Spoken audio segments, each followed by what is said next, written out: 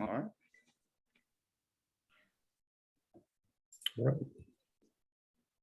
right.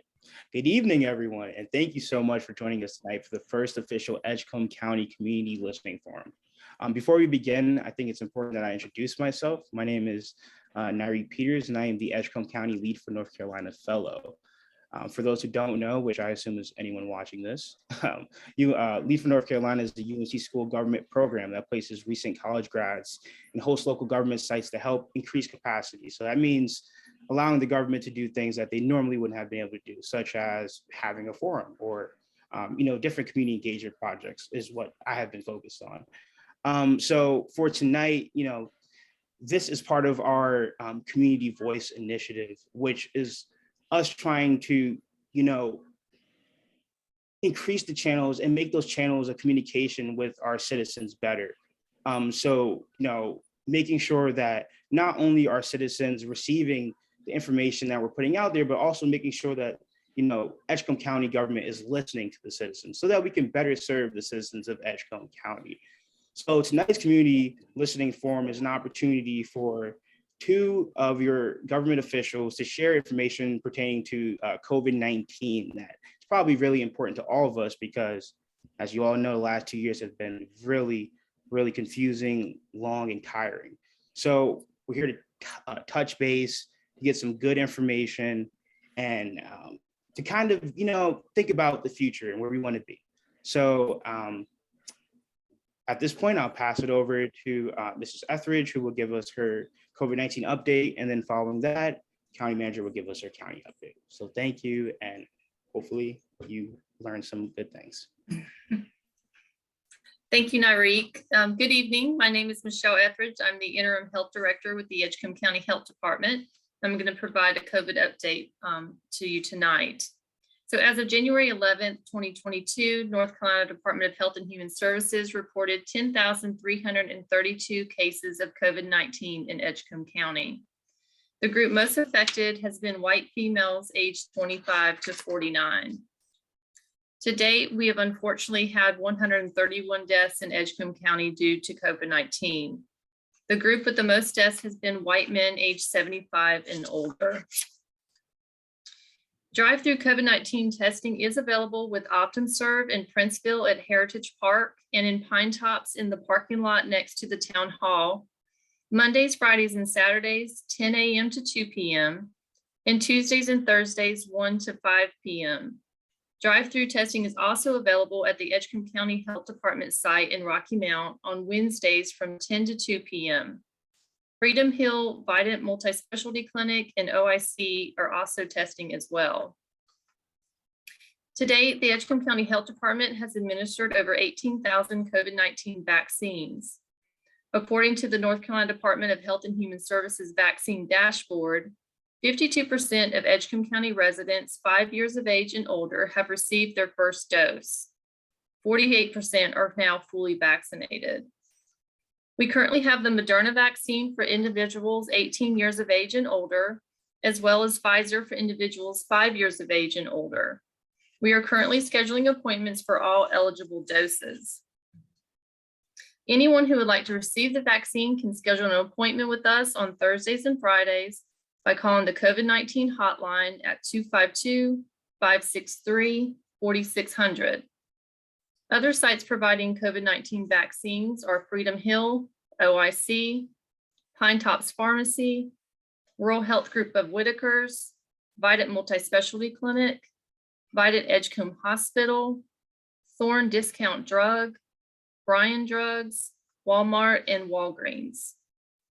During the month of January, we will be offering vaccine clinics 2 additional days in the Rocky Mount office on Tuesdays and Wednesdays from 9 a.m. to 4 p.m. by appointment. Walk-ins will also be accepted.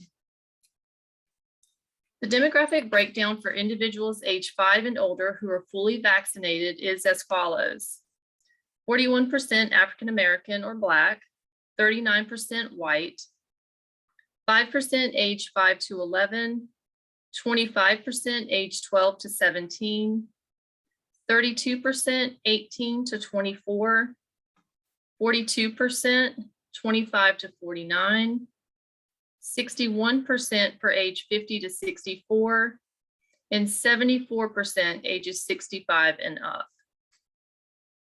47% of females and 42% of males are now fully vaccinated in Edgecombe County.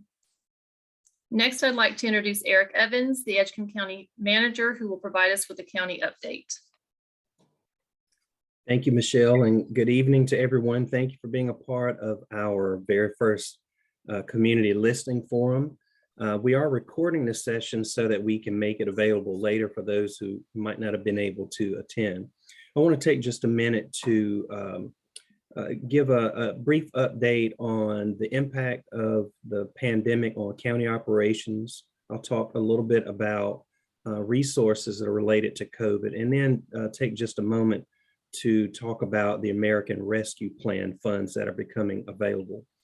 And so just as each and every one of us had to make adjustments from when this pandemic first started in the early part of 2020 to protect ourselves personally as well as our family, we had to start making those types of decisions for the county as an organization for our operations. We had to figure out how do we protect our staff, but at the same time, how best are we able to continue operations and provide services for our citizens? And I must say, at the beginning of all of this, this was quite challenging because we have never been through this before. So it was difficult to balance. Certainly, we followed the executive orders that came from our governor. We also followed the guidance that has been provided and updated continually from the CDC and our health director as well. But we've been able to continue our operations and provide services for our citizens. We've put in a number of different protective measures.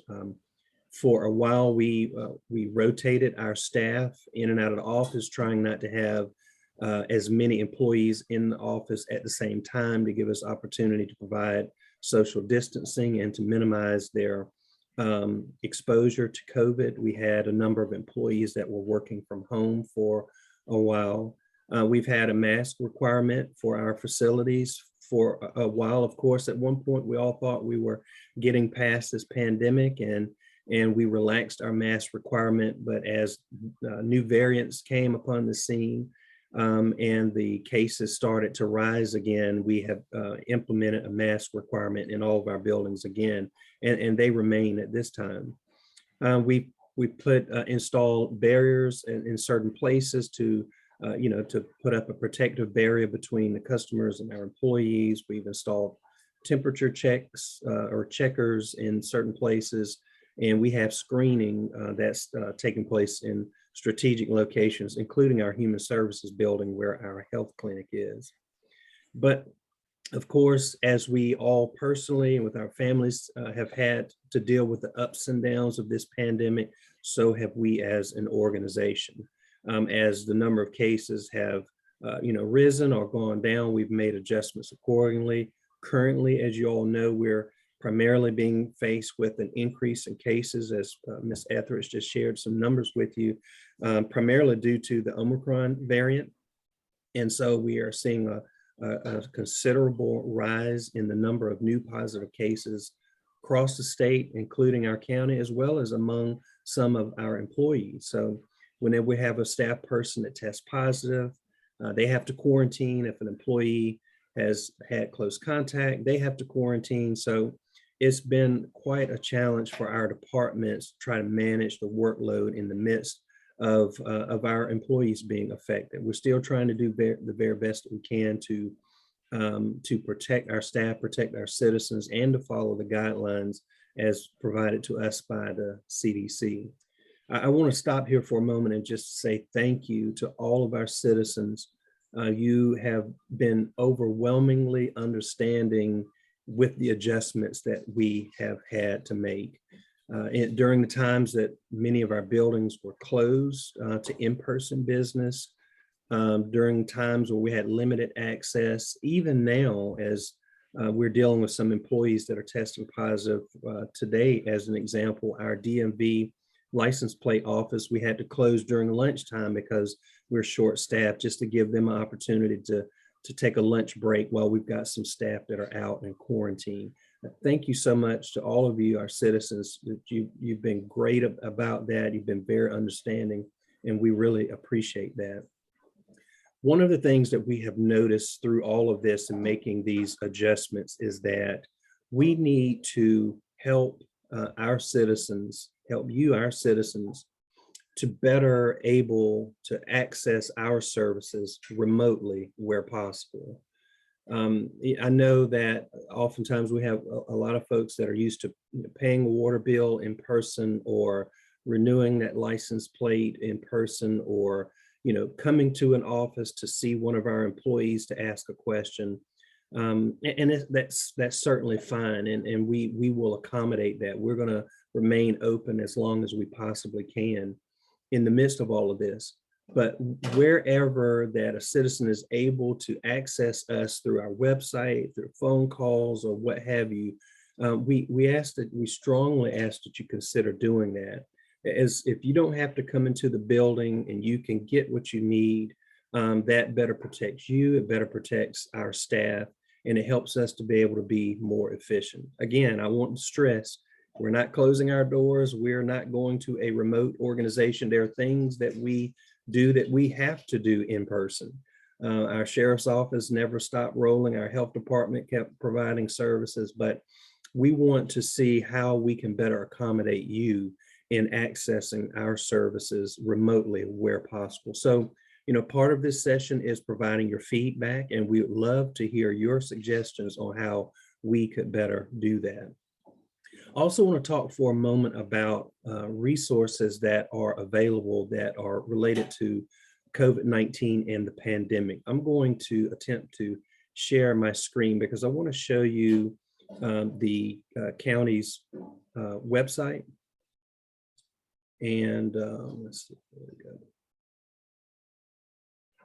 And so, and hopefully you can see my screen, but this is the Edgecombe County website. You see our web address is edgecombecountync.gov. And you'll see, of course, we've got lots of information, great information about a lot of things here. But I in particular want to point out that we do have a page that's dedicated to information about the COVID-19 pandemic.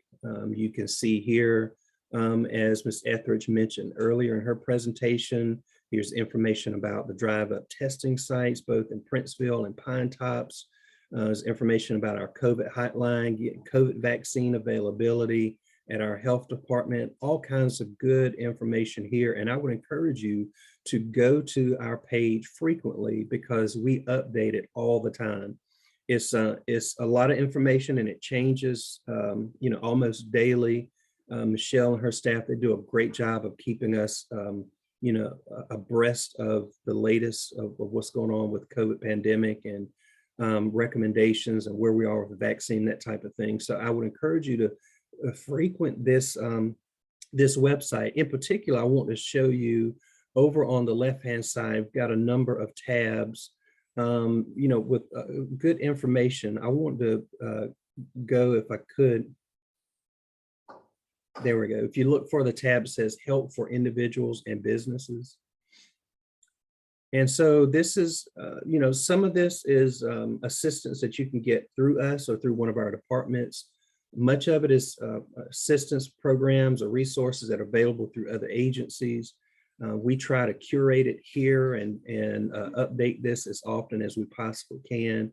But when you go to this page, you can scroll down and see a number of programs that have come available since the start of the pandemic for both individuals as well as help for businesses. I'll go back up to the top and show you in particular, this is something we recently added. This is a fairly new program. Some of you will be familiar with the HOPE program, North Carolina Housing Opportunities and Prevention of Evictions program. I guess that's been available for about 1.5 years now, and that's for people that having a hard time paying their rent because they might be out of work because of the pandemic. There's a similar program now. It's called the Low Income Household Water Assistance Program. And so if you are for some reason having a difficult time paying your water bill, water and sewer bill, this is a program where you can apply for assistance to help you with that. You'll note here that those who are currently receive food and nutrition services, or TANF as it's called, or Work First, or the Low Income Energy Assistance Program, you automatically qualify for this. Here's a link to where you can apply for it online, and you can also go to or call our Department of Social Services. So that's just one example of a COVID-related resources that we have information here on our website. And certainly there may be other programs out there that we don't know of. If you know of some programs that we should include here, please let us know. But I wanted to share that website with you. Again, if you go to our homepage, which is Edgecombe County NC.gov, and then you can scroll down and find the link that says COVID-19. Lots of other helpful information like job openings and what have you, but wanted to point that out to you. And so those are resources. Briefly, I want to talk about the American Rescue Plan. As you probably have heard, the federal government passed a bill signed by our president called the American Rescue Plan Act. It allocated $1.9 trillion in funding for a number of different programs geared at helping us to both respond to the pandemic as well as to recover from the pandemic. Of that, $673 billion has been designated for states, counties, and towns. And so it's been divided up among those states, counties, and towns by a formula. Edgecombe County is going to receive just under $10 million under this program. There are 4 different categories of eligible activities or projects that we can undertake with this money. They include addressing the public health and economic impact of the pandemic. It also includes replacing revenues that are lost by the county. Maybe the revenues may have been affected by the pandemic. It also includes offering premium pay for our employees who continue to work during the pandemic. And finally, it allows us to spend money on infrastructure improvements. And that's a very broad category that includes water and sewer and streets and those kinds of things. It also includes broadband. So these are 4 fairly broad areas where we can use this money. We are currently finalizing the county's plan for the use of our funds. I just want to note that also all of the towns in Edgecombe County, all of the towns in every county will be receiving funds as well and able to use those for the same purposes. So they're similarly working on their plans for how they're going to use their money. We have sort of been slow, if you will, or very methodical in making our plans for this. In fact, they just came out with the final rules for the use of this money just last week. They had out what they call interim rules that have been out for almost a year now, and they just came out with the final rules last week. So we're studying that now to make a recommendation for final approval of how we will use our funds. But this forum tonight is important because we are open to your feedback. We'd like to hear from you based on these categories of how we can use this money. We'd love to hear from you as to what you think the priorities should be. So whether you are watching this live tonight and you have a comment or a suggestion that you'd like to put in the chat, or we will record this and publish this later. We'll post it on our YouTube channel. And so if you have comments, you want to put it there in the comments, or you want to call us, you're welcome to do that. But we would love to get your feedback. So that's sort of the things I wanted to cover now. I think we have our challenges now. COVID has been quite a challenge for Edgecombe County, as it has been for every county, as it has been for you and your family, I'm sure. We have got to get ahead of this virus faster than we are right now. I highly encourage you, and I think Nyreke and Michelle both will join me in encouraging you to get vaccinated if you haven't gotten vaccinated. If you've been vaccinated but you haven't got your booster and you're eligible to do that, please get your booster shot. Michelle shared earlier, the percentage of our residents that have gotten vaccinated. And I've heard someone say that this virus is running fast and we're not running fast enough to get ahead of it. So I would encourage you to get your vaccine if you haven't already done that. But also in addition to that, is to continue to take the necessary measures that you need to take. Social distance when you can, wash your hands often, and please wear a mask if you can't be social distance. If we can get past this pandemic, I think Edgecombe County has a bright future. We've got a great team with Edgecombe County. All of our citizens will be very proud of the hard work that they do, especially in the face of this pandemic. We've got a great school system, a great community college. We need to take advantage of that. We need to take advantage of the education and training opportunities so that we don't miss out on the opportunities that are coming our way in Edgecombe County. And we here, Edgecombe County, on behalf of all of our staff, we've got about 550 employees. On behalf of all of our employees, we are here to help you in any way that we can. So I'm going to go ahead and turn it back over to Nyreke. All right, thank you, sir. So now if there are any comments or questions that anyone has, you can leave them in the chat, or you can unmute yourself and ask those questions at this point. So we'll just give everyone an opportunity to do that. And I do have one question here for you, Mrs. Etheridge, and that is, should we be worried about Omicron? And also, how do the number of cases in Edgecombe County, cases overall, not just Omicron, but COVID cases overall, compare to other counties, specifically, Eastern North Carolina? So yes, so Omicron is highly contagious. It is something to definitely be concerned about. The state is reporting that about 95% of all COVID cases here recently are Omicron. And so we have seen a huge spike in the last couple of weeks coming back from the holidays, kids going back to school. We have had a lot of positives in the last couple of weeks. And so, yes, it is a concern. What we're finding is that the Omicron is different than the Delta in that more people are having what looks like cold symptoms, sinus symptoms, sore throats, and where Delta kind of more attacked the lungs. So there is some differences. Although we do have people who are vaccinated that are getting Omicron, their symptoms are not as bad. It's keeping them from having a severe illness. It's keeping them from being sick as long. It's keeping them out of the hospitals. So, we do encourage everyone to get a vaccine if they can, because it is helping to reduce the severity of the illness. In comparison, across the East, across North Carolina, everyone's numbers have skyrocketed in the last couple of weeks. So, in looking at, I was looking at today, some counties that are comparable with population to Edgecombe County, and their vaccination rates are a little bit higher than ours, but not much. I think everyone is faced with having, a lot of people right now are trying to find testing. They're not as focused on vaccination. So we have seen a slight decrease in this last week and a half in vaccinations, but we've seen a huge spike in the need for testing.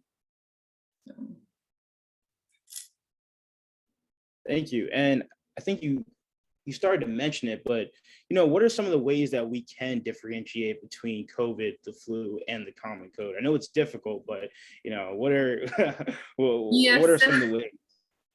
Looking at that, that's what's a little bit scary about it, because a lot of these symptoms are very similar. So very common signs and symptoms of COVID is headache, cough, usually a dry cough, muscle aches, tiredness, sore throat, runny, stuffy nose, shortness of breath or difficulty breathing, new loss of taste or smell. With the flu, you're rarely going to have, loss of taste or smell. With the cold, you'll sometimes maybe have that if you have a stuffy nose. Fever, typically have fever with COVID. You don't always have a fever with the flu, but you don't always have a fever with COVID either. So it's kind of hard to distinguish. There are some that have upset stomachs, nausea or vomiting.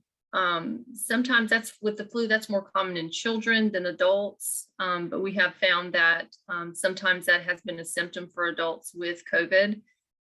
So the one thing is just looking at the severity of the symptoms. Typically COVID-19, your symptoms could appear 2 to 14 days after you've had an exposure. With flu, they typically appear 1 to 4 days after your exposure. And with the common cold, it's usually 1 to 3 days. And those symptoms can last, 3 to 10 days or up to 3 weeks. And so it is very hard to distinguish. And so that's why we are encouraging everyone to get vaccinated. And if you are symptomatic, to try to find a place to get tested to decrease the spread of COVID-19.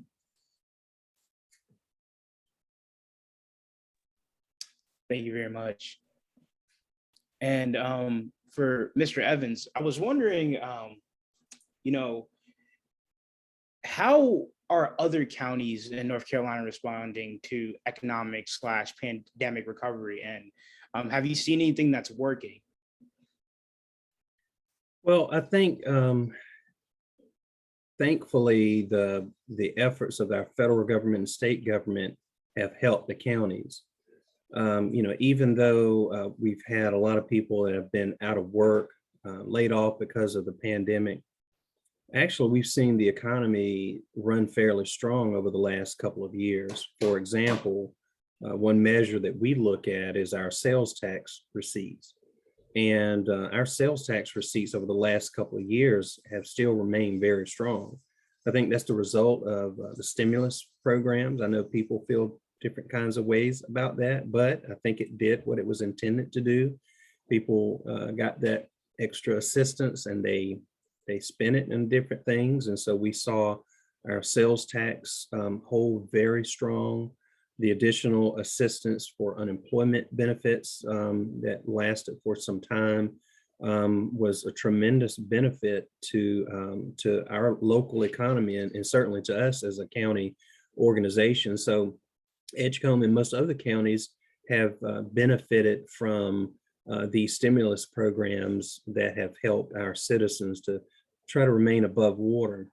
Certainly that's not something that's very sustainable. And so we certainly need to look to the future. We need to make sure that folks are, getting well trained, that they are able to compete for competitive jobs that are coming available. And so it's really important for folks to take advantage of training programs at both our school system and at the community college.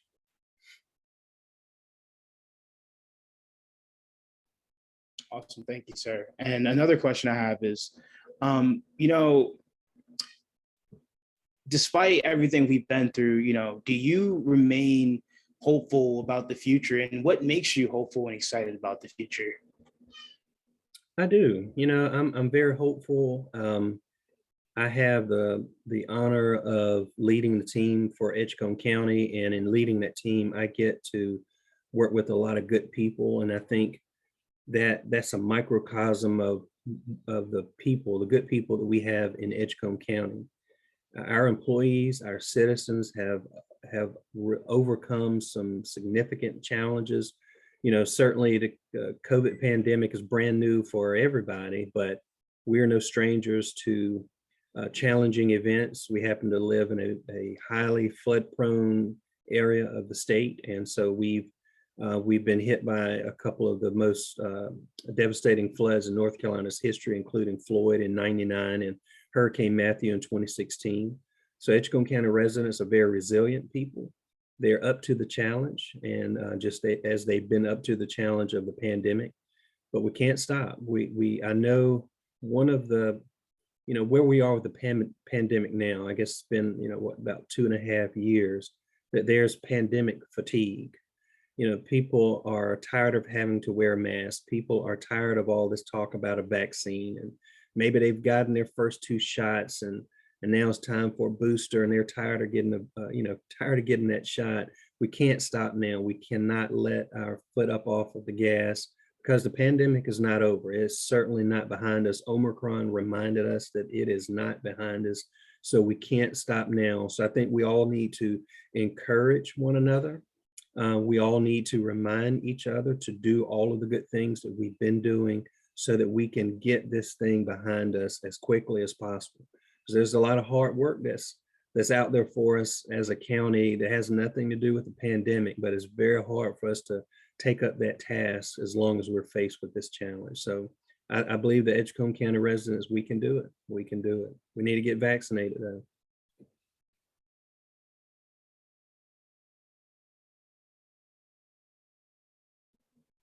Yeah, and sorry. And if there aren't any more questions, I guess, moving forward to, the closing, I have some questions I think are important for us to kind of take away from this forum and to think about as we move forward into the future. And that is number one, where do we want to be in 6 months or in a year, and how do we get there, I should say too. So it's something for us to just think about, because obviously, we don't have all the answers today and we're not going to have all the answers today, but to constantly think about, well, where do we want to be? And, how do we get there together, of course? And part of that is, like you said, Mr. Evans, getting your shot. Yeah. And number two, what is our individual responsibility in beating this virus and protecting our community? That's something we have to constantly think about as we move forward, because it does take the individual to protect one another, because our decisions affect one another. So I think those two questions are really important for us to move forward and protect Edgecombe County, and to make us stronger, I should say, because we're already strong. So those are the last two things I would have to say. And just before I finish, I just like to plug three things. Number one, the citizen feedback form is available on our page. You can go to the homepage. You can scroll down to underneath, I believe it's the county manager's corner, and there's a hyperlink right there that you can click and it'll bring you to the feedback form. You can also look under, if it's residents, and it says leave feedback or citizen feedback.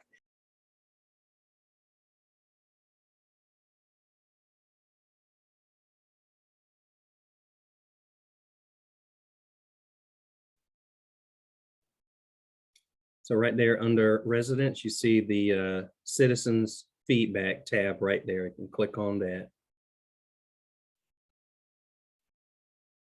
Sorry about that. I was kicked from the room, or I'm not sure if I was or not, but to me, it showed that I was kicked from the room. I don't know. That's okay. But that's all right. But that's the citizens feedback form, and you can see you can choose the department that you'd like for this to go to. If you have one in particular in mind, you can register a complaint, a service request, give a compliment or a suggestion. We love compliments and suggestions. You can either send it anonymously or you can give us your contact information. This goes directly to the department that you check, and we follow up on this, and you will get a call or a response in some way, unless you check it to be anonymous.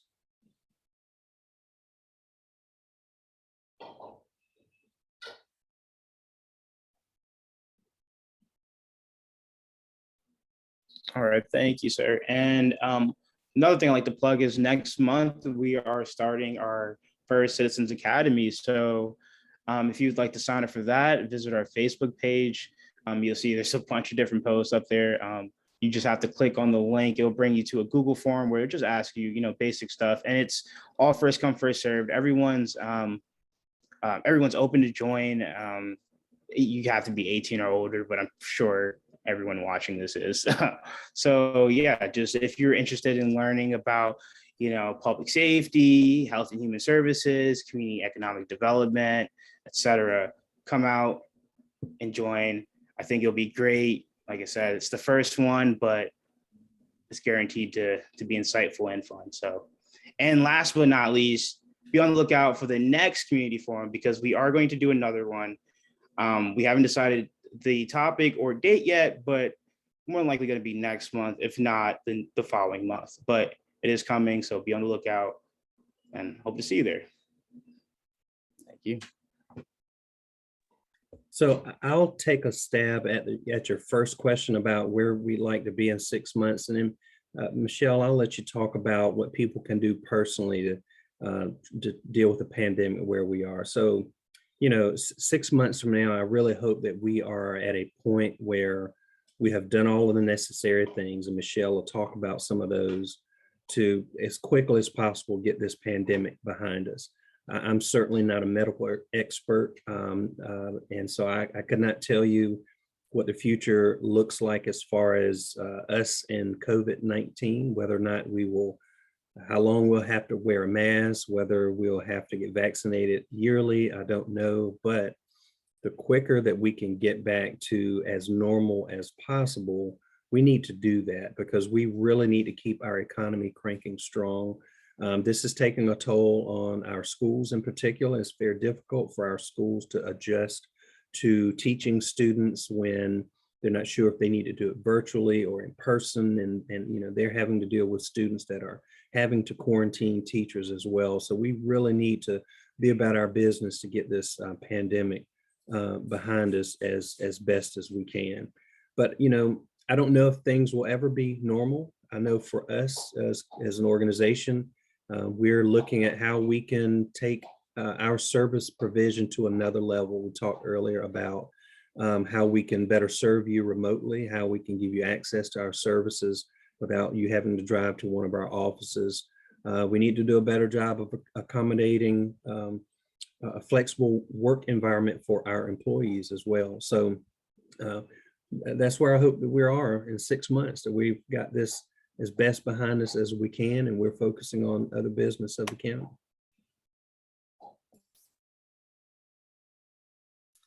Yeah, so and just to piggyback on that a little bit, to limit the spread for us to get there, to get down the road, and to get back to whatever is going to be our new normal. We want to encourage everyone to continue to wear their masks securely over their nose, their mouth, their chin, making sure that it's fitted. Continue to social distance, especially in crowds. If you can at this time, especially with Omicron, avoid large crowds. Wash your hands often. The biggest thing is stay home if you're sick. If you're symptomatic, to help limit the spread, to please stay home. And if you believe that you've been exposed or possibly have COVID, get tested so you know your status before you do go out around others, and help limit the spread.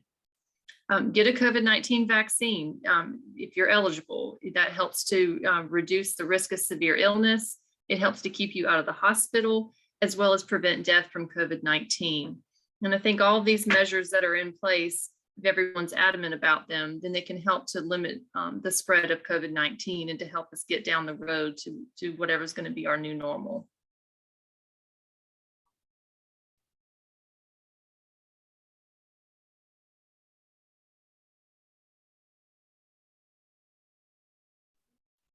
What?